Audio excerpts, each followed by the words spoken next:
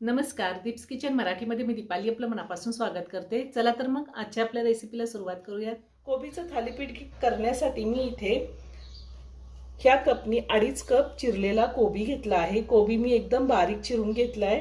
वजनी साधारण 225 ग्रॅमचा एक छोटा गड्डा होता कोबीचा, तो मी बारीक चिरून घेतलेला आहे। आपल्याला 2 चमचे बेसन पीठ लागणार आहे, 2 चमचे ज्वारीचं पीठ, 2 चमचे तांदळाचं पीठ। तुमच्याकडे जर ज्वारीचं पीठ नसेल तर तुम्ही बेसन पीठ आणि तांदळाचं पीठ सुद्धा वापरू शकता। एक मध्यम आकाराचा कांदा मी बारीक कट करून घेतलेला आहे।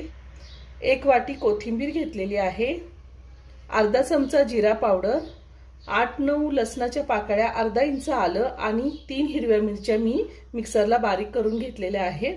1 चमचा तीळ, चवीनुसार मीठ आणि आपल्याला तेल लागणार आहे। मी इथे एक बाउल घेतलाय, त्यामध्ये हा बारीक चिरलेला कोबी काढून घेते। त्यातच आपल्याला कांदा घालायचा आहे बारीक चिरलेला। कोथिंबीर घालूया, कोथिंबीर थोडी जास्तच घालायची आहे। हिरवी मिरची, आलं आणि लसणाचा ठेचा घातलाय। तीळ, जिरा पावडर, जिरे भाजून त्याची पावडर तयार करून घेतलेली आहे। चवीनुसार मीठ घालायचे आणि आता हे सगळं मी हाताने व्यवस्थित मिक्स करून घेणार आहे। आपल्याला एकदम व्यवस्थित मिक्स करून घ्यायचे। मी हाताने सगळं व्यवस्थित मिक्स करून घेतलेलं आहे आणि मिठामुळे कोबीला पाणी पण सुटले। आता आपण ह्यामध्ये आपल्या गरजेनुसार पीठ घ्यायचे। मी आधी 2 चमचे ज्वारीचं पीठ घातले, त्यातच मी 2 चमचे बेसन पीठ घालतेय आणि त्यातच आपल्याला 2 चमचे तांदळाचं पीठ घालायचे। पीठ आपण आपल्या गरजेनुसारच घ्यायचे। जास्त जर पीठ घातलं तर ते पिठळ लागतं, त्याच्यामुळे थोडं थोडं पीठ घालायचे आणि असं व्यवस्थित सगळं मिक्स करून घ्यायचे।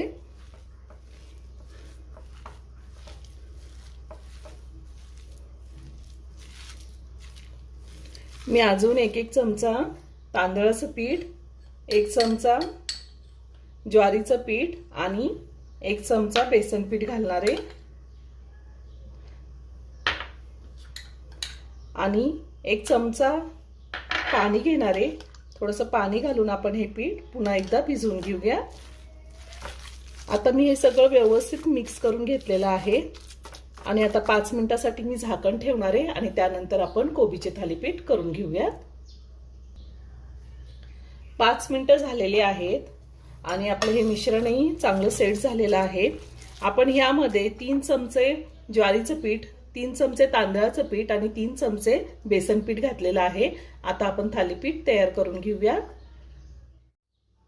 मी गॅसवर तवा ठेवलाय, आता आपण तव्याला तेल लावून घेऊया।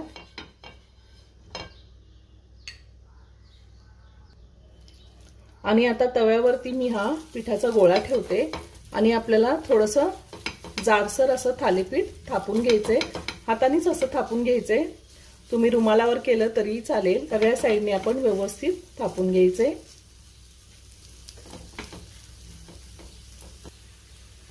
मी सगळ्या साईडने व्यवस्थित थापून घेतलेलं आहे। जर मुलं कोबीची भाजी खात नसतील तर आपण ह्या प्रकारे थालीपीठ करून त्यांना देऊ शकतो। टिफिनसाठी सुद्धा आपण देऊ शकतो। आता मी साईडनी आणि वरतून थोडंसं तेल लावते आणि गॅसची फ्लेम लो ठेवून मी हे थालीपीठ एका साईडनी व्यवस्थित भाजून घेणार आहे। गॅसची फ्लेम मी लो टू मीडियम वर ठेवून खालच्या साईडनी थालीपीठ भाजून घेतलेलं आहे। आता ते पलटून घेते। खूप छान खरपूस भाजले। मी ह्या आधी सुद्धा खूप सारे व्हेज नॉनव्हेज रेसिपी अपलोड केलेल्या आहेत, त्याची लिंक मी डिस्क्रिप्शन बॉक्समध्ये दिली, तुम्ही पाहू शकता। आता पुन्हा मी साईडनी थोडंसं तेल सोडते आणि खालच्या साईडनी सुद्धा हे थालीपीठ भाजून घेणार आहे।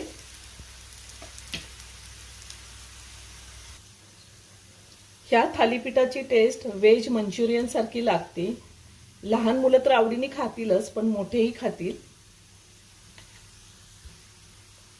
आपलं थालीपीठ दुसऱ्या साईडनी सुद्धा छान खरपूस भाजून झालेलं आहे। आता मी काढून घेते आणि ह्याच पद्धतीने राहिलेले सगळे थालीपीठ मी करून आपलं कोबीचं थालीपीठ तयार करून झालेलं आहे। खूप छान झालंय।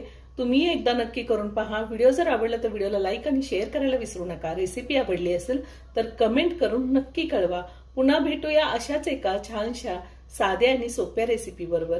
धन्यवाद.